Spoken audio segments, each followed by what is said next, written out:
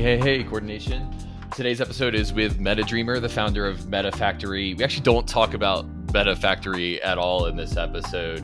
I'd say this episode is like going for a long walk with a really good friend and exploring the possibility space of humanity's impact on this planet. We talk about the world game. We talk about grounding perspectives for what we're building in the Web3 space in this episode. We talk about what is even money? What is stability? How do we solve some of our contemporary societal problems with Web3? We talk about unlearning before we start learning. So basically, how do we unlearn what we learned in the old economic system and then learn in the new economic system, iterating and experimenting together to find the new direction for a more sustainable solar punk future. MetaDreamer is the MetaDreamer. Meta means the most efficient, effective tactic available, and dreaming is just imagining what the world could be. And I think this is actually, in a way, a really fun follow-up on my episode that we did with Solarpunk Girl about different imaginations of the world, because MetaDreamer is the meta imaginer.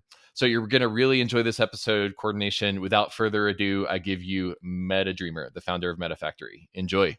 ReFi summer has arrived, and CELO is here for it. CELO is the layer 1 blockchain for the regenerative finance movement. It's fast, planet positive, and built for the real world. CELO has committed towards producing a sustainable future from the very beginning, and is the world's first carbon negative, EVM compatible layer 1 blockchain. CELO has become much more than a technology, a currency, a community, or even just a layer 1. CELO is a movement to create conditions of prosperity for everyone. You can soon engage with all of this via green asset Uniswap pools on CELO, benefiting reforestation and other regenerative products through the Toucan protocol, Moss, and more. ReFi is also about the health of communities, and Resource Network is creating bankless infrastructure for circular trade and mutual credit networks to benefit small businesses and local economies, all on CELO. Follow along on Twitter to learn more about how CELO is accelerating ReFi summer for a positive impact on people, communities, and the planet. If you're attending ECC, visit the CELO Saloon to learn about what's happening on the front lines of ReFi from industry experts. So, you've got some money, but how are you gonna use it? You want to spend. You, me, shopping, now, bro. When you know you should be saving. You'll never buy a house at this rate. But what if you could spend and save at the same time? For the enlightened kind, with inquiring minds, a new world awaits. Set yourself free with completely flexible, self-repaying loan technology. Supported on desktop and mobile, seize the power of ALCHEMIX, allowing you to spend and save at the same time. Leverage your wealth without risk of liquidation.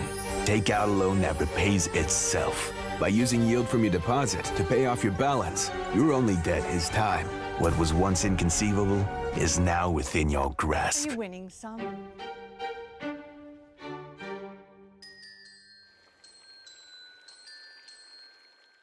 What's up, MetaDreamer? Hey Kevin, how's it going? Everything's down, but my hopes for Solarpunk future are up. Yeah, markets are down, but hopes for a solar punk future are up. Yep. I love that. Why are your hopes up? I think we can actually focus on building now, I think, which is nice. I think all the most awesome stuff happened in the bear market. And even I see, for me, like I've been focused on the DAO space. And I think for DAOs, not much changes. It's more so a hit on DeFi space and, all the yield farms and, all that stuff going on, which, to be honest, I think it was kind of getting overdone anyways. And, too much focus was there because like a lot of money was being made there. But if that gets a damper, then I think it's actually bullish for the DAO space, because DAOs will actually have people to coordinate to do things, and doing things is what will bring back a bull market. You said my magic word, coordination. So what are you coordinating towards? Coordinating towards a lot of things. I think, getting meta, like coordinating towards better coordination, just kind of cyclical. But I think, the whole idea of coordination being the root of everything. I think for more specifically, my focus is right now, there's this concept of the world game by Buckminster Fuller. I don't know if you've seen it, but would you mind just giving us a TLDR, just in case the audience hasn't heard of it? For sure. Yeah. So the concept of the world game is So Buckminster Fuller, he's like this like crazy super genius inventor guy. He came up with the buckyball, like geodesic domes. He had like a lot of crazy ideas on sort of how to like fix a lot of the world's problems. So he proposed this thing called like the world game. It's essentially like a great logistics game, or the world peace game, of like, you know, how to like solve a lot of these problems. And he said the issue is that the way we're tackling these problems is not from like a systemic way of like dealing with the world as a whole, but a piecemeal approach. We called it a local focus hocus pocus strategy, that we're, you know, trying to like, it's like the fire's under the hand, but we're trying to like pour water on the top to like stop the burning in different locations. So his idea for this world game is, and I'll quote him here, it needed like a comprehensive database that would provide the players of the world game with better data than their politically elected or appointed counterparts. They needed an inventory of the world's vital statistics, where everything was and in what quantities and qualities, from minerals to manufactured goods and services to humans and their unmet needs as well as capabilities. So basically, once you can like gather all this information and put it in sort of one common shared state or view on the state of the world, that's when you can then better coordinate around it. Because the people right now who really have access to that kind of data are these top level governments. So, you know, the value, when we think about value, I think, you know, value is a lot of the times downstream of data. If you think about all the world's most valuable companies right now, they're that valuable because of the data they have access to. So I think it's really interesting to think, you know, how beyond just using crypto for data or crypto for like money, but also how we coordinate around data and, you know, sharing information with each other on like who did what's happening, like what's the situation. And for MetaFactory, one of my projects, where it's more literal in that it's like logistics of like, you know, distribution and supply chain of like apparel and fashion. But I think the same underlying problem exists when you're trying to coordinate human labor and get people to do things in a digital context. It's all sort of, you know, it's all about shipping stuff. It's funny, we talk about shipping as in like you ship a product, but it's also, you know, shipping as in UPS and FedEx and stuff. So it's really like the game of everything is about taking things and moving them from one place to another. Arbitrage, it's like that too. You know, you're shipping some value here or there. So once you can have a better plane of information on, you know, what are the needs and necessities and what are the capabilities and assets where they are, then you can more rapidly distribute them to exactly where they're needed to be at the exact right time. Right. So it sounds like this game is a game. Let me say back to you what I heard, and you tell me if I'm on the right page. So basically, there's a coordination game in order to meet all of humanity's needs, and having the data about where the needs are sort of allows you to sort of elaborate where to put resources and create an arbitrage between different types of capital, financial capital, social capital, material capital, in all of these different places. And before Ethereum and coordination technology, that could only be done top down, but now we can sort of do it bottoms up. Local communities can put their information on a global substrate, and there's sort of a network effect of that. Is that directionally close to what you're saying? Yeah, basically. And it's interesting too, because Bucky's idea for this was pre-internet. This was in the 1960s when he proposed this. So like the internet didn't exist, and the concept of it probably, you know, was very like not common at all. So, but the internet is very much the start of this. You know, you could consider that as, hey, here's all the world's information in one place.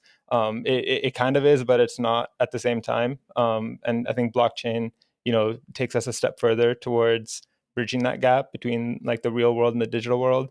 And you know, people talk about the metaverse. I think this is what they forget, or the people are sort of missing out on right now, is people are sort of focused on this idea of like this digital like 3D environment, when that's maybe like Right. 10% of it. It's way more about the sort of making indistinguishable digital reality and physical reality, where they are informed and in sync with one another. Right. Yeah. Yeah, I think that, you know, one of my definition of the metaverse is it's a substrate through which humanity's experience of the world is intermediated by the digital. And for me, the existential question is like, do we want Zuckerberg to own that interface between us and the world, or do we want it to be open source and free software? And I think that confers that metaverse, that interface, works for us, the people that are behind the interface, not some corporation that's trying to extract from the interface. And so I guess that sort of like leads me to my next, like, well, I don't know, would you sort of agree with the summation that so it's about routing the material world's resources, the real world's resources, is what we should be focusing on the metaverse, not like better 3D gaming? Yeah, exactly. I think, you know, a 3D environment might be a means to like enhance that experience where, you know, it could feel more like the physical world as well. Or simulate it, like run rapid Yeah, prototypes of. yeah, exactly. But it's not like the end game, or sort of, it's not our sort of purpose to like, you know, people. Right. I feel like a lot of people see it as like we're exiting the real world and, you know, creating this new reality. When I Right. think it's like really the opposite of that. I think the current landscape of like social media and like, you know, phone addiction and doom scrolling, like I think that's detaching us from reality. And this is the metaverse is more a means for us to like go back to, you know, Right. come out of our screens and allow the screens to like whatever's in our screens, instead of looking through the screens, we're perceiving it through the physical world, just like everything else. And that is Right. pretty solar punk, I think.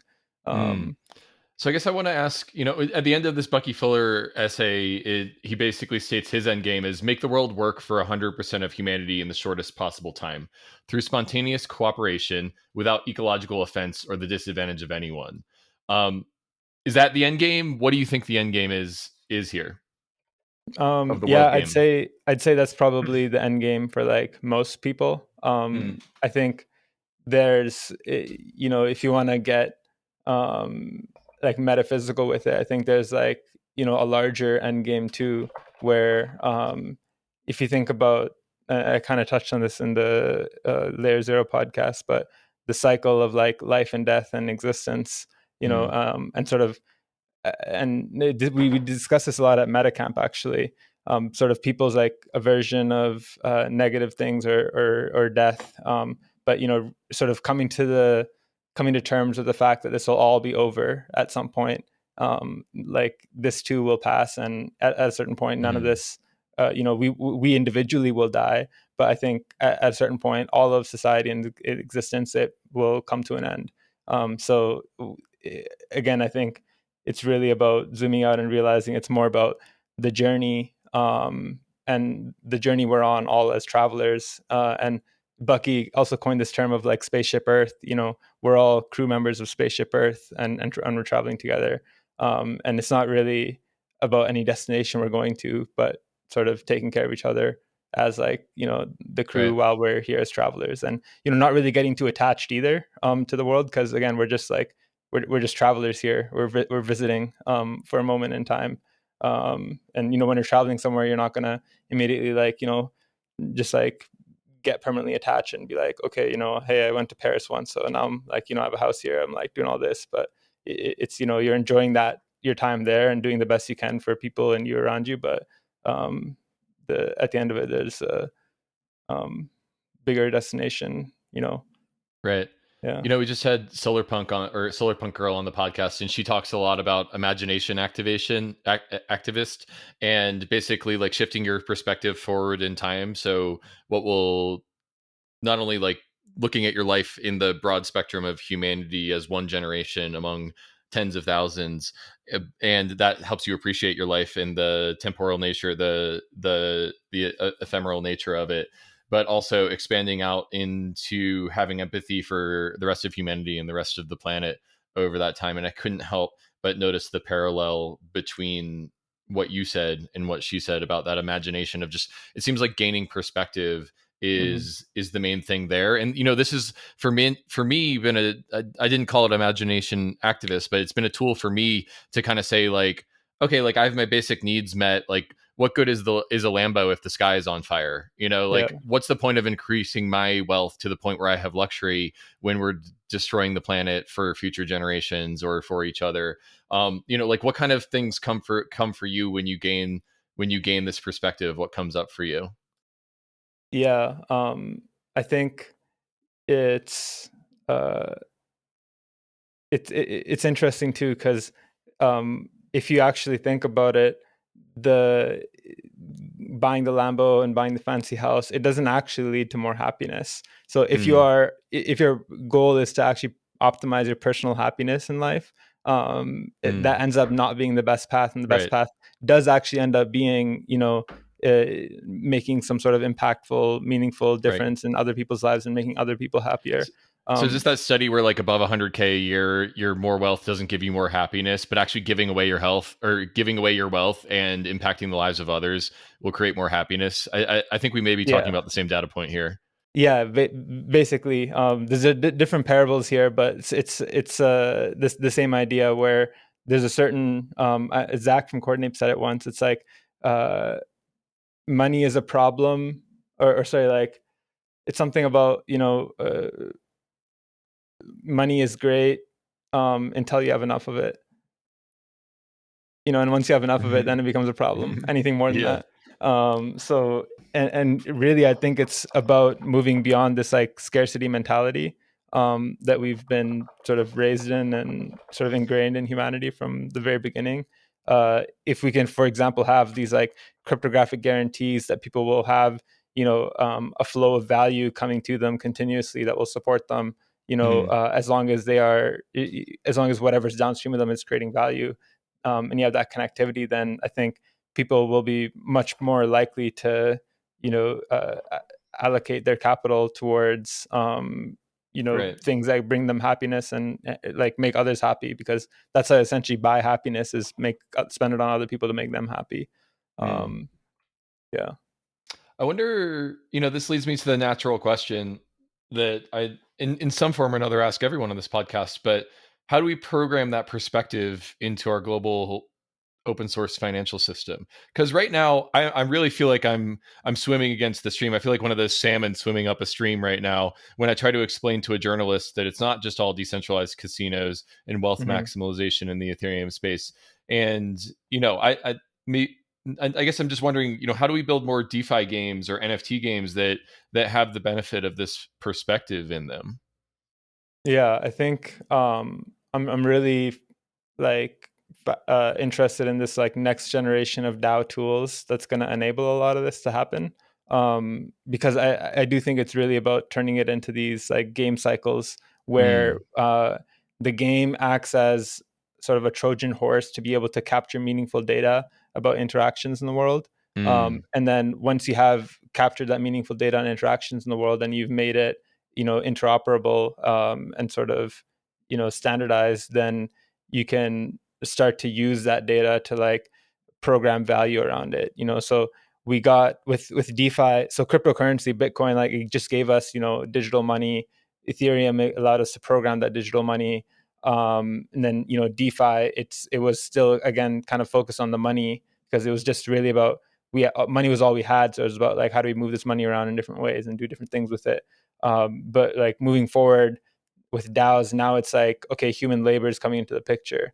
And if you think about it, the foundation of any economy is productive human labor, where if people aren't actually doing things, and any of the markets or money, like none of that is worth anything if there's not like real stuff happening.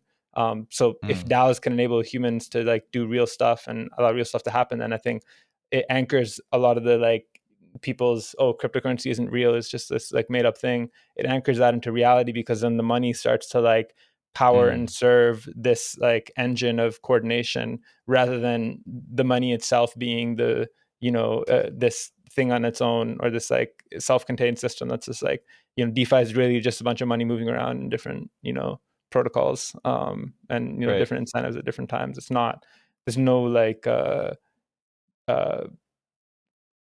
it's just kind of like free energy in the ether that's just kind of like buzzing around. It hasn't been like captured and put to work in a real meaningful way for the world yet. Right. So my big takeaway from that is that any economic system at its base layer has to have some amount of labor where there's productive goods being created by human labor, or maybe there could be mechanical labor or animals or something like that. But it kind of like, before we started recording, we started talking about, we're recording this in the week where UST is collapsing, and we kind of talked about it kind of draws out of you this meta question of what is stability, and what you just said about labor being at the foundational building block of any economy sort of reminds me of that conversation that we had before we started recording. Do you want to say more about that? Do you think that the cornerstone of human labor in any economy is the foundation of the stability? Like, if those goods, if the needs of those people in that economy can be met, is that stability? How do you think about stability between this point and UST collapsing this week?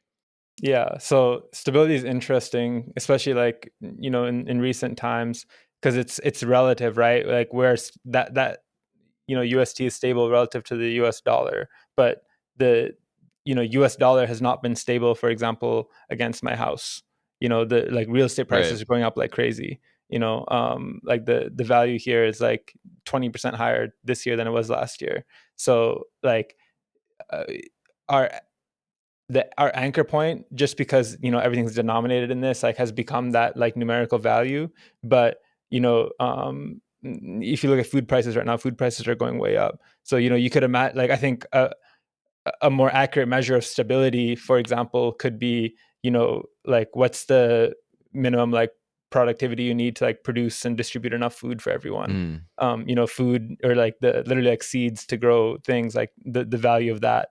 So because that's sort of stability, because money can't buy you food if there's no food. So if you want things to be stable as a society, then we need sort of consistent food for everyone at a baseline. Right. So yeah, in that sense, it's different. And money, and I said this in my CELO coordination talk too, where money is sort of invented as an abstraction to convert one form of value to another, but it's not value itself. Value is everything outside of money. Right. And the like with like UST collapsing, it's like they called it a stable coin, but it was very unstable. So in terms of, it actually crashed and it didn't. When you hear stable, it seems like it's something safe. That Ponzi coin called Safe Moon. Just because it had the word safe in it. Yeah, but also the word gives moon is like a yeah. So contradiction of a name. I think there is this like deeper, political and economic motive to really anchor this whole new crypto economy on this idea of stablecoins, which is what it has been up to this point. But I think we should consider and explore opportunities to like move into a world where that isn't a part of the picture. Right. What does that look like? If we all have efficient ways of like, distributing food amongst each other and like coordinating our labor together to like, produce the things that we want to happen. And we minimize how much we have to go through this like, stablecoin layer, which the only purpose of that really is to anchor it in some level of consistency. But again, if we can codify and measure like the state of what happened in a verifiable cryptographic way, then we can start to like settle those essentially like off chain or off the order book of like fiat currency, and minimize how much we have to do there. So even Right. you look at like projects who like raise capital, it's you raise all this money from one set of people, which is the investors, to then pay this other set of people, which is your employees or contributors or whatnot.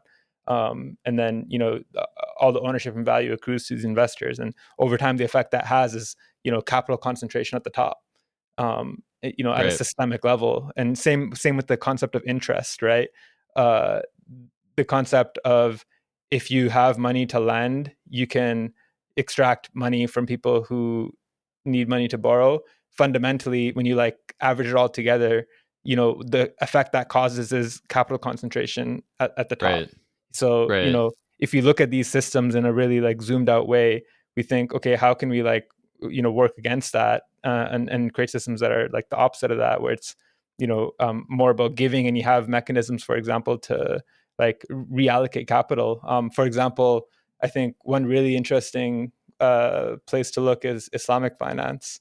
In Islam, they have this concept of zakat, which is every year you essentially have to pay 2.5% of your net worth directly to this essentially the poorest people in your society. So it's not a tax that the government takes, that they decide how it's allocated. It's like essentially like a pure UBI of like the top, basically like the top 80% of society has to pay this 2.5% on their net worth to the bottom 20%. And fundamentally, if you look throughout history, there was poverty and homelessness, and that was never an issue in any sort of like Islamic society throughout history. So it's interesting, that is actually like, I'm pretty sure you could create, like, it's not too much to ask, and it actually helps to like disincentivize, hoarding capital too, because you're not just paying taxes every year on your income, but you're paying taxes on your net worth every year. So there's these interesting concepts of how we can create these intentional mechanisms and sort of subscribe to them and sort of create our digital nation states that could have these sort of value flows encoded, and then instead of value from our like group of people leaking out and extracting, we're able to like distribute more value to each other and then grow as a little pod or little society of our own.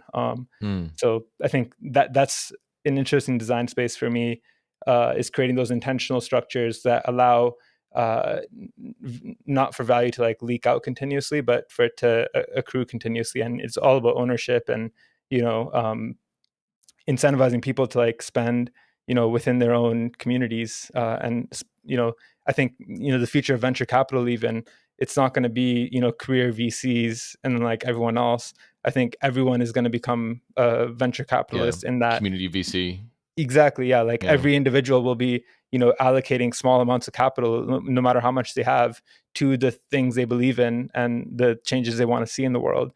And if they have a way, because right now, venture capital, it's like there's all these like legal things and yet they get in the way, like it's about connections you have, all this stuff. But, fundamentally, like venture capital doesn't have to be something that's restricted to, a specific set of people. And when you like get into it, you realize it's really not that complicated. And, they don't really have any, special skills more than anyone else, more than just, context and information. So if you can better distribute context and information, then everyone can be a capital allocator, and we'll get a much more nuanced and sort of self-sustaining, biomimetic system to lift each other up. Wow. I have so many threads I want to pull on, and then part of me during what you just said just wanted to like sit back and kind of enjoy the ride as we sort of went through the world game landscape that it's in your head. It's very profound. But I guess since we ended on biomimicry, that's the thread that I'll pull. I just recently read your Shelling Point talk, or I guess I didn't read your Shelling Point talk. I listened to your Shelling Point talk, which was entitled Mycelio Coordination. You talked about how you take a lot of inspiration from nature and mycelium networks, and I'm wondering if we could kind of go there. So what inspiration do you take from biomimicry as you're designing these systems? What are your favorite natural systems and how do they resemble the world game that we teed off the episode with? Yeah, for sure. I think mycelium is definitely a big one, just from the fact that essentially it's like nature's internet. Right. It acts as Could you explain that, what it is real quick? Just because I'm not sure everyone will know. Yeah, mycelium is essentially you can consider it like the common ancestor between plants and animals. It's the fungal networks that essentially act as a communication. So they distribute resources and also like electrical signals. And mycelium, it is a living organism. It can like stretch to be like many kilometers wide, and it connects like large ecosystems and forests. And the mushrooms is essentially the fruit of mycelium. So the interesting part about mycelium is for example, if there's a tree and it like catches some illness, it'll communicate those stress signals through this mycelial network to other trees, and then the other trees can actually send resources back to help heal that tree. And for that reason, it's like no tree survives in a forest alone. And if we how do we recreate that in our systems?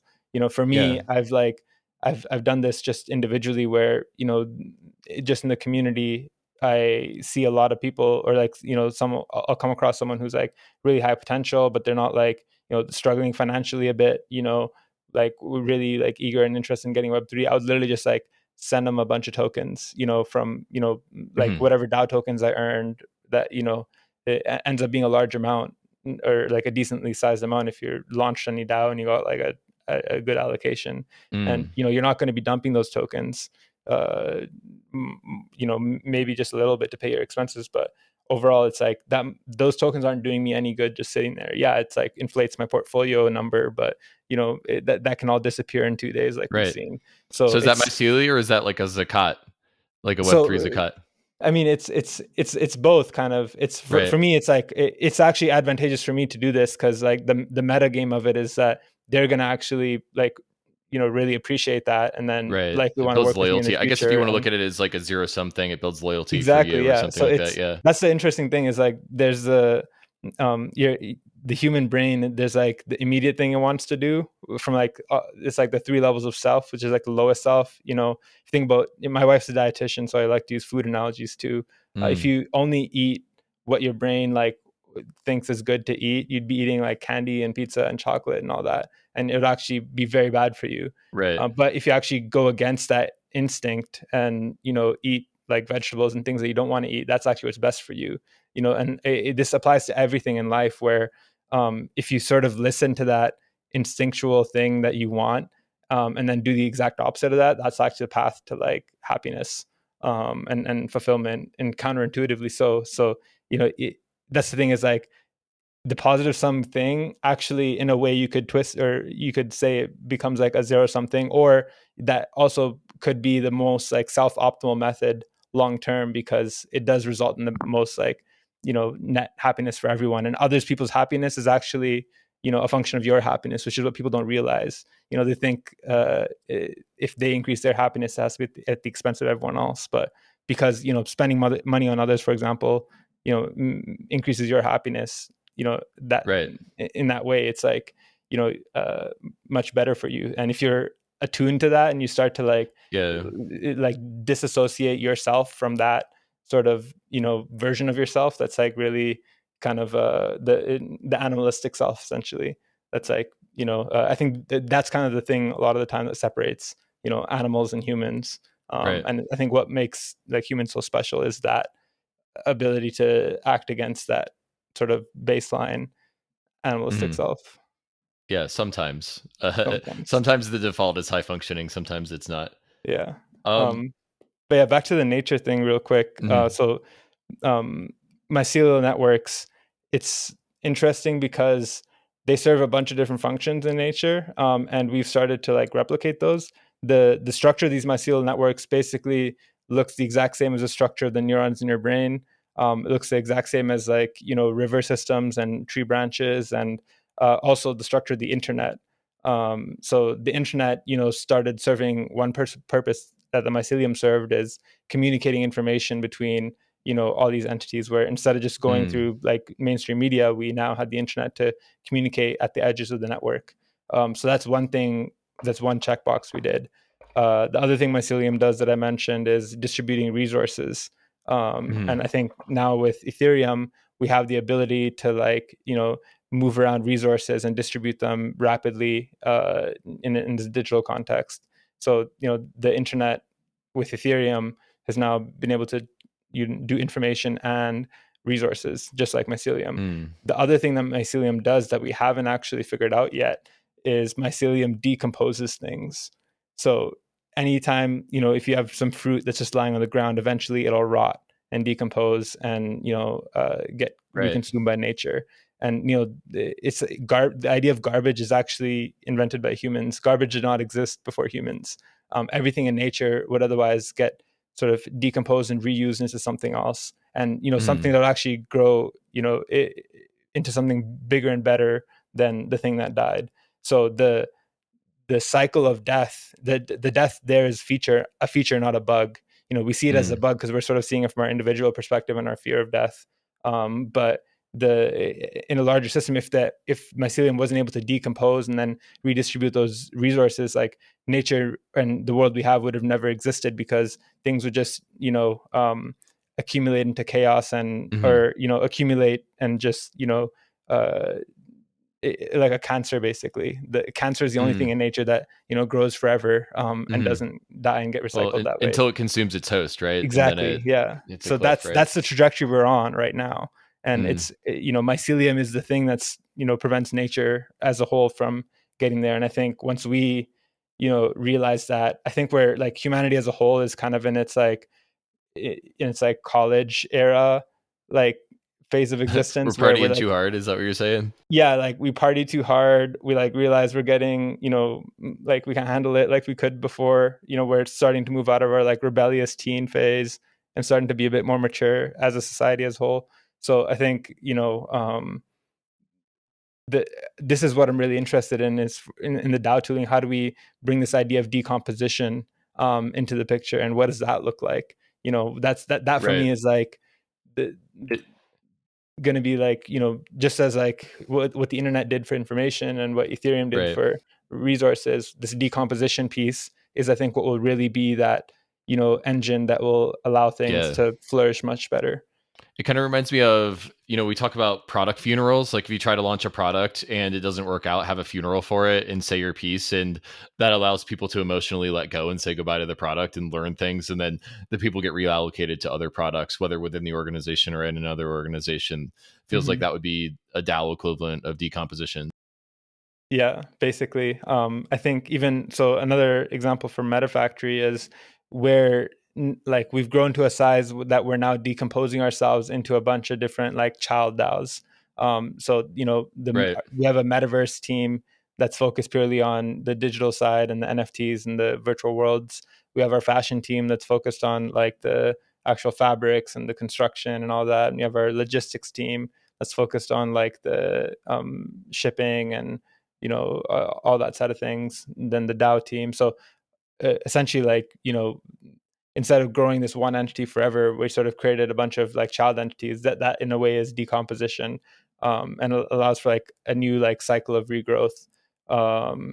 And it's like when things decompose, it's like fertilizer. And people talk about like shitcoin. And I like to make this joke where, shitcoin is only good if you like spread it around everywhere. Just like, if you take shit and spread it around everywhere, it's fertilizer and helps things grow. Right. But if you just hold on to it and accumulate it, it's going to like just make you smelly and gross. I think we'll have been successful memeing mycelium if shitcoin becomes not a pejorative, but a good thing. Yeah. MetaDreamer. It's about, and I think that's some of these, this future of, mapping out this world game will look a lot like that, where we have, and this kind of goes into Vitalik's essay, or not, I mean, the Decentralized Society essay of Finding Web3 Soul. The idea that, people can create soul bonded tokens, which is some sort of recognition or affirmation that someone, is of value to you or has created some value.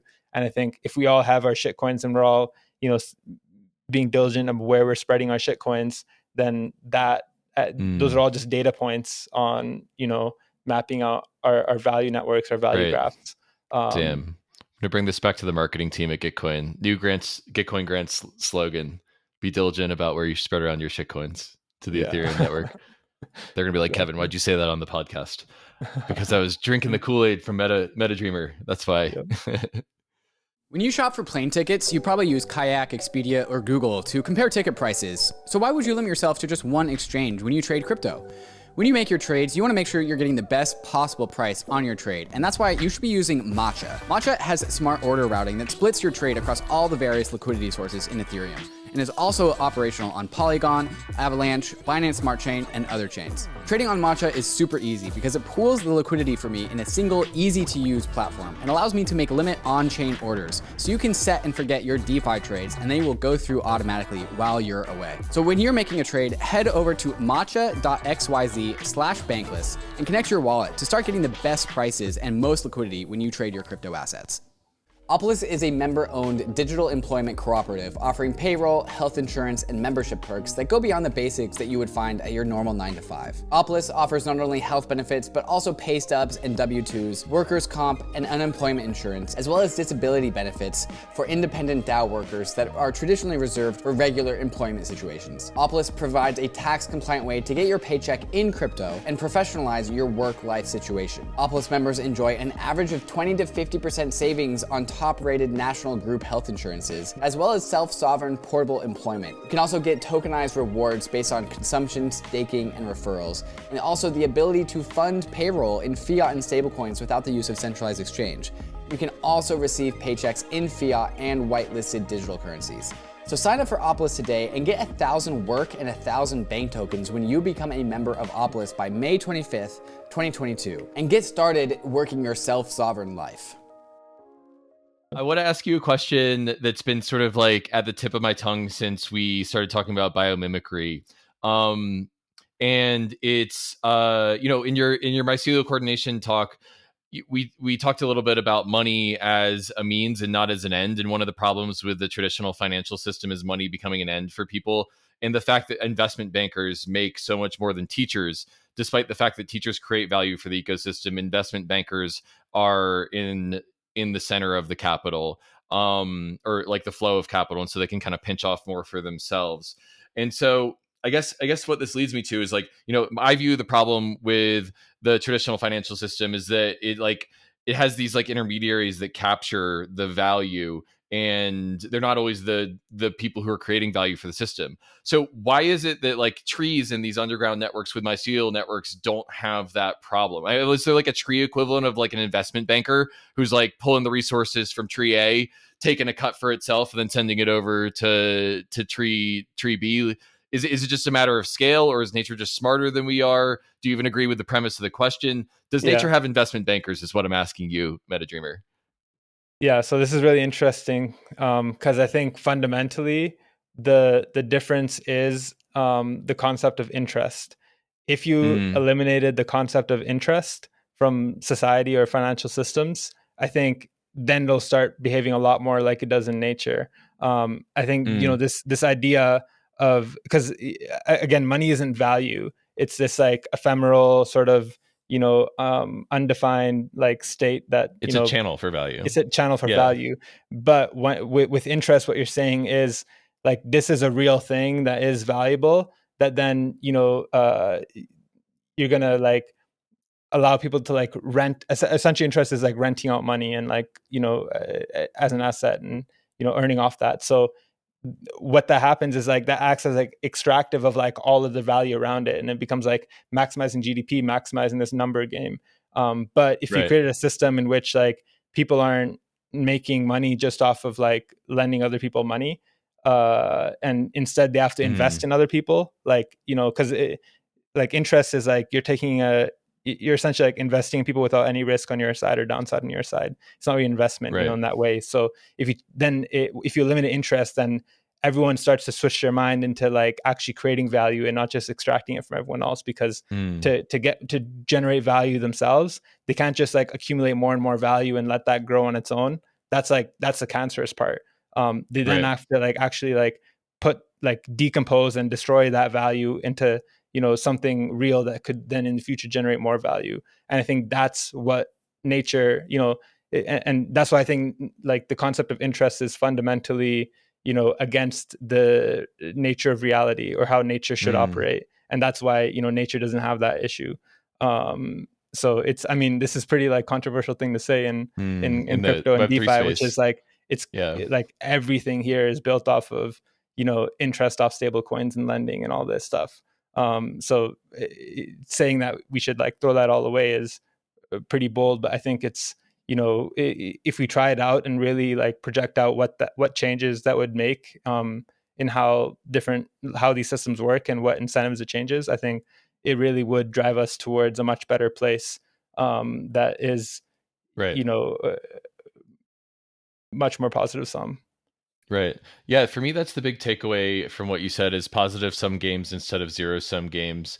In this forest, basically the consumption of energy from the sun and nutrients from the soil allows the growth of these organisms, and all of the organisms are sort of commingled with each other. Aya from the Ethereum Foundation, the executive director of the Ethereum Foundation, talks about this infinite garden of Ethereum, where you've got this substrate through which all these different fauna are growing next to each other and on top of each other. And the most beautiful thing that we can create is this sort of symbiotic relationship between Metacartel and Gitcoin and Compound and Coordinape and all of these different projects in which we each inhabit our own little niche in the ecosystem, but are modularly good citizens to each other in a different way. And that's where the biomimicry thing for me gets really exciting, is thinking about not the GDP, but the gross domestic utility of that infinite garden that we're building here. And I'm wondering what that brings up for you. Yeah, for sure. I definitely love the infinite garden meme. I think it's super appropriate. There's like one project I'm working on too called Astro Drop, and the idea for it is to be like the irrigation system for the infinite garden. Right. I think even what we're talking about, it's like right now the infinite garden, the way capital allocation happens is just like people walking around with buckets of water and like dumping it where they think it should, and like drinking half the bucket on the way there because they got thirsty, and then versus a system in which we have like moisture sensors like in a grid all over the ground, and we can detect exactly where it's more dry, and then have like advanced like irrigation system that can spray the right amount of water exactly where it's needed. And then it eliminates the because humans aren't good at that stuff, computers are good at that stuff. You talked about this in oh, sorry, go ahead. No, go ahead. You say. I was going to say, you talked about this a bit in your talk, which is basically we've got all these ways of like raising money in this space, but not like a good way of distributing value to a multitude of. And I think that the irrigation, that's like kind of what you're talking about with irrigation is exactly, is how do we distribute to a group of people? It's almost like multiplayer money, multiplayer distribution games. And I think there's going to be a pluralism of them, which is the coolest thing. For sure. That's definitely it. Is crypto right now is really good at concentrating capital really rapidly. New NFT drop, a few $100 million in sales. New DeFi protocol, like billions in TVL, and doing that rapidly. But we haven't ever thought like, hey, how do we rapidly distribute money effectively? Like, let's say someone has like $1 billion, they need to like liquidate to make the most impact possible in the shortest amount of time. How can you create systems to do that? And I think there hasn't been too much focus on that thus far, but I think there will be an increasing amount of focus as we start to move to these systems where labor and the state of the world and who's doing what and people's relationships, these start to get encoded on chain as well. Instead of because cryptography is so much more than just keeping track of a number and a contract. That's all what tokens and the finance part is like moving around numbers in a contract. But we can use cryptography to keep make statements and attestations and signal our value and do like much more richer things with. So this I think is that will be like the fertilizer for the infinite garden. And it's very much like permaculture. Rather than like an industrialized farm where we're maximizing yield.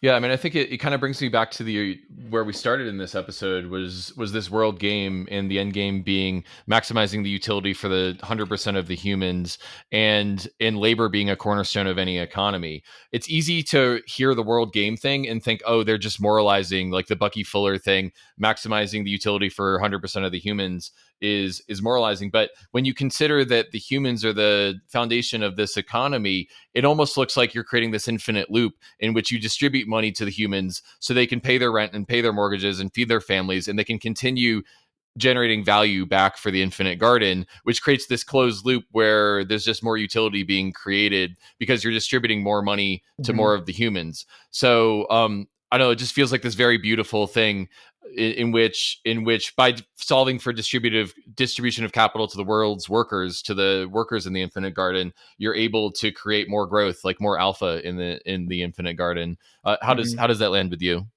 Yeah, I think it makes a lot of sense. But one thing I think might be different is, instead of people like giving money to everyone so that they can pay their rent and pay for their food, we have a system in which food is just free. And so there's so much abundance. yeah, like it's more of like an abundance mentality. Either like food is free, or for example, for living, like the system is set up in that, you know, the the value you create, you know, downstream is like accounted for with like, you know, the living. So if you're living here, you're also, you know, for example, Drew, he has his farm he's building out in Colorado, and his idea is like to build out these yurts where, you know, anyone who's a contributor to MetaFactory can, like, you know, stay there and like live for free for a percentage of the like a percentage of like the tokens they'll earn as a contributor. So that's really interesting because it's then again not people extracting value from others, just, you know, but actually like taking a bet on others, because there is a risk on for both parties, you know, participating in that, you know, they are trusting the other to actually pull through and do this thing, versus, you know, like loans, like student loans. It's like the school or the bank is not Right. the bank's gonna get paid no matter how well your school goes or not. There's no like that's not a Yeah. symbiotic relationship. So yeah, I think, you know, it'll also look more like moving into a post money world where we're not forced to go through this channel of money, because the money is also a form of control, by, you know, the people that issue the money, and there is a incentive for them to like keep the focal point that form of money. But if we can like detach ourselves from that a bit, then it allows us to be a lot more like self-sustainable in like local zones, without needing, you know, the rest of the system. And it really does go into like agriculture and food production and everything like that too, where if you look at like the food supply chain, it is very centralized and it doesn't need to be at all. And it's like highly inefficient. You know, if you actually did it, if you set it up right, you could grow enough food for the entire world in like the like in like half of Texas, if you just, you know, mapped it out correctly. So yeah. Beautiful. Well, we are coming up on time. I got about 5 minutes left, so I want to ask you. I want to ask you if there's anything that we didn't cover that you want to say.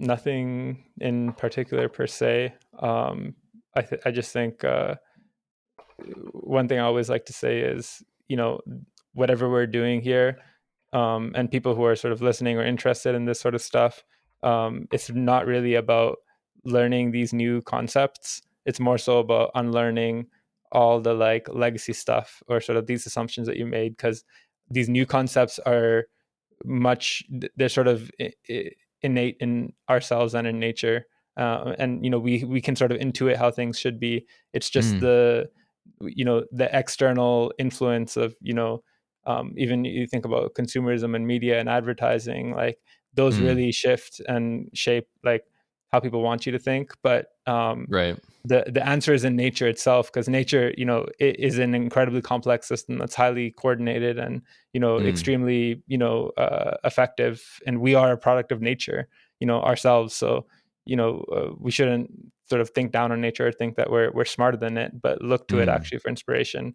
And, you know, the way it operates, like the answers are already there. Basically, we're just dusting for the fingerprints. You know, it's like the sacred geometry, the patterns. We have to like try things out, do iterative games. You know, instead of having cycles of failure of like, you know, 70 years or these large sort of, you know, boom bust cycles, try to have like failures and game loops every single day, even, you know, because the faster we can start and end a game and learn a lesson and iterate and play many games together, the faster we'll, you know, move together, instead of being afraid of losing and therefore trying to keep this game going forever. You know, like embrace death, embrace loss, you know, embrace like getting dirty.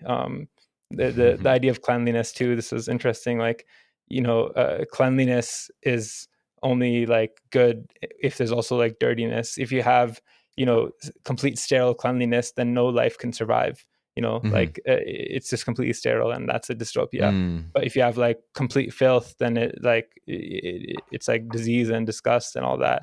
In humans, we have a natural aversion to cleanliness, or a natural aversion to, you know, filth. and it's biological. But if the cleanliness is not about eliminating the filth entirely, it's about cleaning up so that you can get back in the filth again, and then clean up again, and continue to iterate. It's about people, you take it too far and you're like, oh, filth is bad, therefore we must eliminate it entirely. And when you do that, then no life can happen. So I think thinking about these polars and dualisms in nature, and understanding the balance of it, the thing that you oppose or hate, maybe it's actually a necessity to allow this system to function and keep its balance. Amazing. And you're definitely too humble to do it. So I'm going to shill MetaFactory for you. MetaFactory makes some of the best swag in the Web3 space. So our listeners should check out MetaFactory and pick up some of the swag that y'all sell. Where can people find you online, MetaDreamer? I'm on Twitter at meta_dreamer. You'll find everything else from there. Sounds good. Any parting thoughts as we close the episode? No, just GM, and hopefully we'll all make it together through this bear. GM, wag me. All right, thanks so much, Meta. Appreciate you, man. Appreciate you too.